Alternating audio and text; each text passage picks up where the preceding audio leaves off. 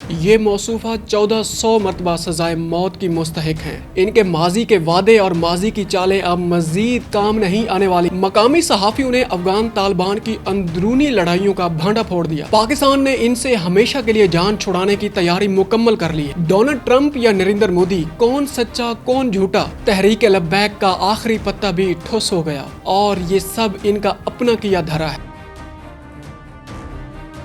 अस्सलाम वालेकुम नाजरीन, मैं हूं फहद हमदानी। आपको डिजिटल प्लेटफॉर्म पर खुशामदीद कहते हैं। इंटरनेशनल न्यूज़ से विराग का बाकायदा आगाज़ करेंगे और सबसे पहले बांग्लादेश का आज रुख करने वाले हैं। वहाँ से बड़ी एक अहम तरीन डेवलपमेंट सामने आई है। उसके बाद ये है कि जनाब इंडिया का रुख करेंगे। इंडिया में कौन सच्चा कौन झूठा? डोनाल्ड ट्रंप ने भी बयान जारी किया है और इधर से भी जो इंडियन वजारत खारजा है उसने भी एक बयान जारी किया हुआ है। कल के विलाग में जो हमने खबर आपके सामने रखी थी उस खबर को आज आगे बढ़ाएंगे। उसके अलावा यह है कि पाकिस्तान और अफगानिस्तान का जो मामला है उसको भी हम टेकअप करने वाले हैं और ये थोड़ा सा ना ये चैप्टर लंबा होने वाला है, इसी वजह से आपने घबराना नहीं है और हमारे साथ ये तसलसल कायम रखना है।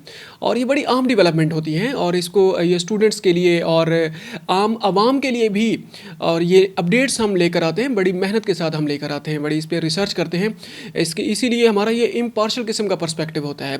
खैर, अपनी खबरों की तरफ वापस आते हैं। सबसे पहले बांग्लादेश की बात कर लेते हैं। बांग्लादेश में जो हसीना वाजिद, जो किसी तारुफ की मोहताज नहीं है, अब वो किस्सा पारीना बन चुकी हैं।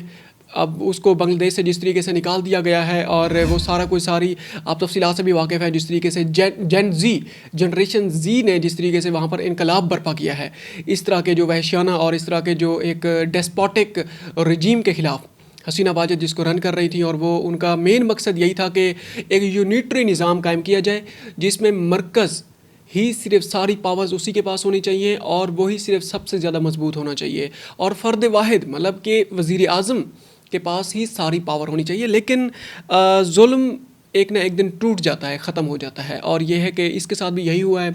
अब जो लेटेस्ट जो डेवलपमेंट है इस खबर से जो हमने आपके सामने आज रखनी है वो ये है कि हसीना वाजिद के ऊपर बहुत ज़्यादा इल्ज़ामात हैं, बड़े आरोप इस पे लगाए गए हैं, ख़ासकर इंसानी हकूक़ के हवाले से। और ये जनाब आजकल इंडिया में बेस्ड है और बंगालियों के मुतालिक, बंगालियों की नज़रों में इंडिया इनको प्रोटेक्ट करता है। और वहाँ पर कुछ दिन पहले भी हमने एक व्लॉग किया था, उसमें जो हसीना वाजिद की जो पार्टी है उसकी कोई मूवमेंट थी उसमें इंडिया में, उसको कोई नकलो हरकत थी और उसके ऊपर बांग्लादेश ने बाकायदा तौर पर थोड़ा सा गम व गुस्से का और एहतजाज भी किया था कि ऐसा नहीं होना चाहिए। हसीना वाजिद की जो पार्टी है उसकी वहाँ पर जो वो हैं एक्टिविटीज़ हैं उसको बैन करना चाहिए। खैर, अब यह है कि बांग्लादेश की जो प्रोसिक्यूटर हैं उन्होंने अदालत के सामने कहा है कि जितने ज़्यादा इल्ज़ामात हैं, खासकर उनने 2-3 हम बातें आपके सामने कर भी लेते हैं। उसमें यह है कि जो एहतजाज के दौरान उन्होंने कहा था कि ये टेररिस्ट हैं, एहतजाज करने वाले जो स्टूडेंट थे इनके ऊपर जनाब मोहलिक हथियारों का खुलेआम इस्तेमाल किया जाए। उसके अलावा यह है कि जो इंडियन आर्मी थी जो इनके ज़ेर असर थी उस वक्त, उनके भी काफ़ी 16 जनरल जो हैं उनको भी पकड़ा गया। कुछ दिन पहले ये भी हमने व्लॉग किया था, वो भी इनके साथ मुंसलिक थे। उसके अलावा ये है कि इनके ऊपर करप्शन के बहुत ज़्यादा चार्जेस हैं और जो इलीगल वो जो डिटेंशन है खासकर जमात इस्लामी बांग्लादेश के ख़िलाफ़, और इस तरीके से काफ़ी ज़्यादा इंसानी हकूक़ की पामालियों का जो रिकॉर्ड है वो एक लामुतनाही उसका सिलसिला है। अगर हम बयान करने बैठें तो आधा व्लॉग इसी पे गुजर जाएगा। इसीलिए बड़े इख्तसार से काम लेते हुए हम अपनी पॉइंट की तरफ वापस आते हैं। जनाब शेख हसीना वाजिद के ख़िलाफ़ जो बांग्लादेश में जो कार्रवाई जारी है उनके ख़िलाफ़ जो केसेस की, उसमें जो प्रोसिक्यूटर हैं उनका नाम है जनाब ताजुल इस्लाम ने कहा है कि हसीना वाजिद 1400 मरतबा सज़ाए मौत की मुस्तहिक हैं। इतने ज़्यादा भयानक किस्म के उनके ख़िलाफ़ इल्ज़ामात हैं। ताहम ये मुमकिन नहीं, इसलिए कम अज़ कम एक बार सज़ाए मौत की अपील करते हैं। इसका मतलब ये है कि हसीना वाजिद के ख़िलाफ़ अगर वारंट जारी होते हैं, क्या फिर इंटरपोल के ज़रिए भारत से हसीना वाजिद को गिरफ़्तार करके उसकी लोकेशन ट्रेस करके बांग्लादेश के हवाले कर दिया जाएगा? फिर ये एक बहुत बड़ा सवालिया होगा कि इंटरनेशनल जो इदारे हैं जिनका गालिबन इंडिया भी उसका साइनेटरी है, और ये है कि क्या उसके जो अहकामात होंगे या इंटरपोल को भारत के अंदर हसीना वाजिद के ख़िलाफ़ कार्रवाई करने की इजाज़त दी जाएगी या नहीं दी जाएगी, ये मुस्तकबिल के ऊपर हम सवाल छोड़ देते हैं। और ये है कि इसके ऊपर उम्मीद है कि इनको जनाब वहाँ से गिरफ़्तार कर लिया जाएगा। आगे जनाब ये है कि आगे कुछ और ख़बरें हम आपके सामने रखते हैं। पाकिस्तान और अफ़गानिस्तान का जो मामला है वो उसके अंदर दिन ब दिन उसमें गर्मी बढ़ती जा रही है। उसकी वजह यह है, पाकिस्तान ने जिस तरीके से अफ़गानिस्तान को रगड़ा है, जिस तरीके से उसको बिल्कुल काबुल, कंधार, बदख्शां, उसके जो मेन हब हैं उनको जिस तरीके से टारगेट किया है, उसके बाद जो फेक न्यूज़, वो जो प्रोपेगेंडा है वो बाहर आया। उसकी कुछ खबरें कल के व्लॉग में भी हमने आपके सामने रखी थी, आज के व्लॉग में भी कुछ हक़ाइक़ आपके सामने रखेंगे, कुछ अपडेट्स हैं इसी मामले के ऊपर। और उसके अलावा यह है कि पिछले 48 घंटों में जो एक सीज़ फायर चल रहा था, इंडियन मीडिया ने तो ये क्लेम किया था कि ये सीज़ फायर पाकिस्तान की तरफ से, पाकिस्तान ने मतलब उन्हें अफ़गान तालिबान को रिक्वेस्ट की है। ख़ासकर वो पालकी शर्मा ने फर्स्ट पोस्ट पे भी जनाब उनने मेन हेडिंग लाई थी, Pakistan requested for seize fire. वो हमने उस पर एतराज़ भी किया था। उस पर जो इंटरनेशनल जो वो हैं मीडिया आउटलेट्स हैं, उन्होंने भी कहा था कि अफ़गान तालिबान ने सीज़ फायर की पहल की है। अब भी यह है कि सीज़ फायर की एक्सटेंशन में उसी बात को, उसी न्यूज़ को हम आगे जना बढ़ा रहे हैं। उसमें यह है कि अफ़गान तालिबान का जो रजीम है, उन्होंने कतर से पाकिस्तान के साथ सालिसी की दरख्वास्त की है, और सीज़ फायर में भी जो एक्सटेंशन है उसकी भी जनाब इसके साथ साथ दरख्वास्त की गई है, और इसमें UAE, मुत्तहिदा अरब अमारात भी जनाब शामिल है। अच्छा, इसके साथ साथ जनाब जो इसी जो एपिसोड है, इसी के आगे कुछ और डेवलपमेंट्स हमारे सामने आ रही हैं। अब यह है कि जो अफ़गान तालिबान रजीम के साथ जो मुज़ाकरात हैं वो भी आजकल जनाब शुरू होने वाले हैं, क्योंकि कतर इसमें जनाब इन्वॉल्व हो चुका है। और बरादरली जो हमारा मुल्क है कतर, उसने सालिसी का जो उसको जो पेशकश की गई है, अफ़गान तालिबान ने जनाब उनसे रिक्वेस्ट की है कि जनाब आप सालिसी का किरदार अदा करें। उन्होंने उसका एहतराम किया है और पाकिस्तान के साथ रब्ता किया है। दोहा मुज़ाकरात एक मरतबा फिर शुरू होने वाले हैं। माजी में भी अमेरिका के साथ जो वादे किए गए तालिबान की तरफ से, एक वादे के ऊपर भी जनाब अमल नहीं किया गया, चाहे वो इंसानी हकूक़ का मामला हो, चाहे अपनी सरजमीन दूसरे ममालिक के खिलाफ इस्तेमाल ना होने देने वाला मामला हो। और यह है कि इंटरनल जो इंक्लूजन है, मतलब यह है कि बाकी जो ग्रुप्स हैं अफ़गानिस्तान के अंदर, सिर्फ पश्तून नहीं हैं, पंजशेर का मामला है, उसके अलावा वहाँ पर और भी बहुत ज़्यादा हैं, अक़लियत ही वहाँ पर हैं, हज़ारा बरादरी वहाँ पर बैठी हुई है, बहुत बड़ी वहाँ पर ग्रुप्स हैं। उन सबको जनाब इंक्लूजन यह है कि उन सबको मिला के एक अवामी हुकूमत बनाई जाएगी। लेकिन ये तो काबिज़ हो चुके हैं। लेकिन उस काबिज़ जो हुकूमत है उसके अंदर भी बड़े एक लूप होल सामने आना शुरू हो गए हैं। खासकर जो हिज़्ब इस्लामी के जो सरबराह इंजीनियर जो हिकमत यार साहब हैं, जो उनके खिलाफ भी एक उनको बाहर जाने से रोक दिया गया था। पिछले 2-3 व्लॉग में हमने इस खबर को भी हमने आपके सामने रखा था। और उसके अलावा यह है कि आज के व्लॉग में भी आपके सामने एक बड़ी अहम खबर रखने लगे हैं अफ़गानिस्तान के अंदरूनी तकसीम के मामले से। खैर, अब बाकायदा तौर पर कतर ने मीडिएशन का रोल प्ले करना शुरू कर दिया है।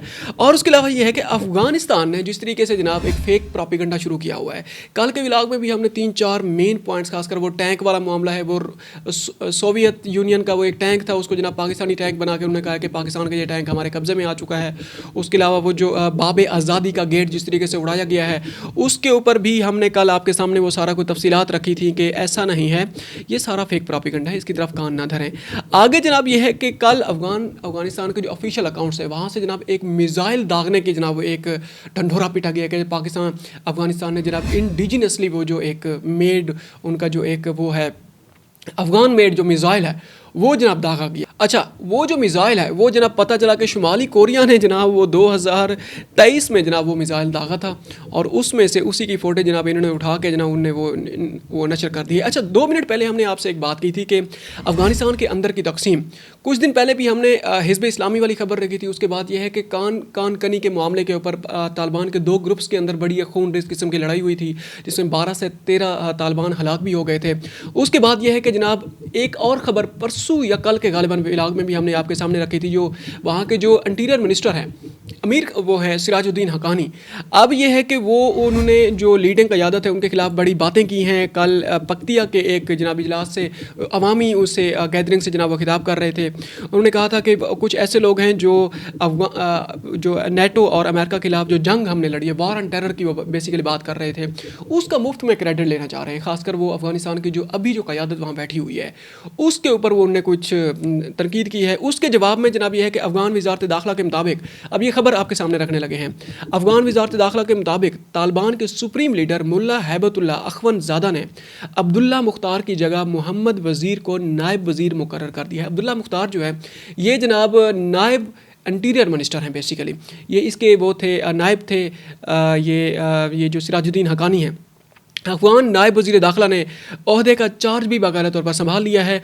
रिपोर्ट्स के मुताबिक नायब वज़ीर दाखिला की ओहदा संभालने की तकरीब में सिराजुद्दीन हक़ानी मौजूद नहीं थे, ताहम उनके करीबी लोग मौजूद थे, क्योंकि उनका जो पहले जो इंटीरियर मिनिस्टर था, नायब जो इंटीरियर मिनिस्टर था, वो उसका बड़ा करीबी उसका दोस्त था और उसका हम ख्याल भी था। दूसरी जानब अफ़गान सहाफ़ी समी यूसुफ़ज़ई ने कहा है कि सिराजुद्दीन हक़ानी से वज़ारत दाखिला में उनके तमाम इख्तियारात छीन लिए गए। वज़ारत दाखिला में हक़ानी अहम शख्सियात में से एक नायब वज़ीर अब्दुल्ला मुख्तार को भी उनके ओहदे से हटा दिया गया है। अंदाज़ा लगाएं, ये उनके करीबी थे, नायब वज़ीर थे और उनके बहुत ज़्यादा करीबी थे, उनको हटा दिया गया है। उन्होंने कहा कि खलील हक़ानी के कत्ल के बाद सिराजुद्दीन की पोजीशन कमज़ोर हो गई है। ये अफ़गानिस्तान के अंदर की खबरें हमने आपके सामने रखी हैं। उसके अलावा ये है कि जनाब हमारे जो वज़ीर दिफा हैं ख्वाजा आसिफ साहब, और हमारी कल नेशनल सिक्योरिटी की मीटिंग भी हुई है, काबीना की मीटिंग भी हुई है, जिसमें हमारे army chief field marshal Syed Asim Munir भी उसमें शरीक थे और आर्म फोर्सेस बल्कि जो हमारे तकरीबन तमाम वज़राए आला शामिल थे। इनके अलावा KPK के वज़ीर आला के अलावा हमारे जो वज़ीर दिफा हैं ख्वाजा आसिफ साहब ने भी एक्स पर एक पोस्ट की है। उन्होंने कहा है कि काबुल के साथ माजी के से ताल्लुकात का पाकिस्तान मुतहम्मिल नहीं हो सकता। अब ऐसा नहीं होगा। ज़ीरो टॉलरेंस पॉलिसी अपनाई गई है अफ़गान मुहाजिरीन के मुतालिक कि वो अब पाकिस्तान के अंदर नहीं रह सकते वीज़ा के बगैर। जिनके पास वीज़ा है सिर्फ वही रह सकते हैं, उसके अलावा कोई एक अफ़गान मुहाजिर भी पाकिस्तान के अंदर नहीं रह सकता। उसे किसी किस्म की कोई भी इजाज़त नहीं है पाकिस्तान की तरफ से और अनकरीब एक ग्रैंड ऑपरेशन होने वाला है। अच्छा, उसके अलावा ये है कि जनाब कुछ और भी खबरें हैं इसमें। कुछ उनके TTP के कुछ वो हैं जनाब कारिंदे हैं, उन्होंने उनको जनाब हार पहनाए जा रहे हैं, बड़ा सेलिब्रेट किया जा रहा है कि जनाब ये पाकिस्तान के ऊपर इन्हें फ़तह मिली है और ये सारे के सारे ये TTP के लग रहे हैं। और इसमें बड़े अच्छा, ये इसमें जो आम खबर है इसके साथ साथ इंडिया के मुतालिक वो ये है कि जनाब इंडिया डिफेंस अपडेट एक जनाब पेज है फेसबुक पे, इन्होंने जनाब ये खबरें नशर करना शुरू कर दी हैं। उसमें यह है कि वहाँ पर कोई गैदरिंग हो रही है, सेलिब्रेशन हो रही है। उसने कि thousands of people are out on the streets of Afghanistan celebrating the historic victory over Pakistan, congratulations brother.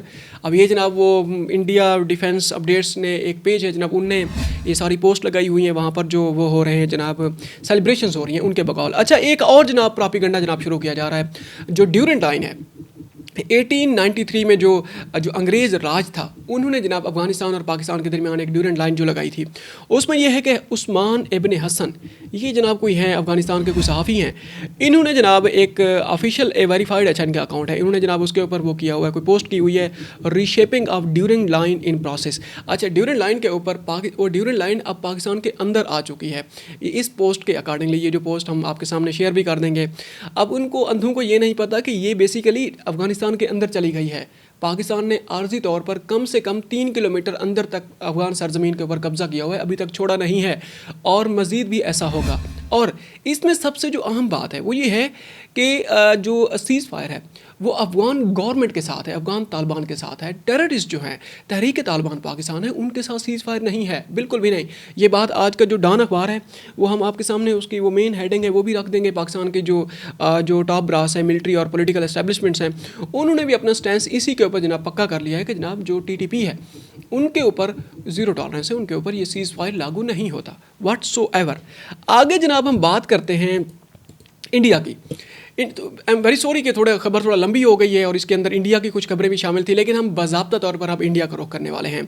India में कल और परसों के व्लॉग में हमने खबर नशर की थी कि उसमें नरेंद्र मोदी ने मुबैना तौर पर डोनाल्ड ट्रंप के सामने जनाब ये हामी भर ली है कि हम रूस से तेल नहीं खरीदेंगे।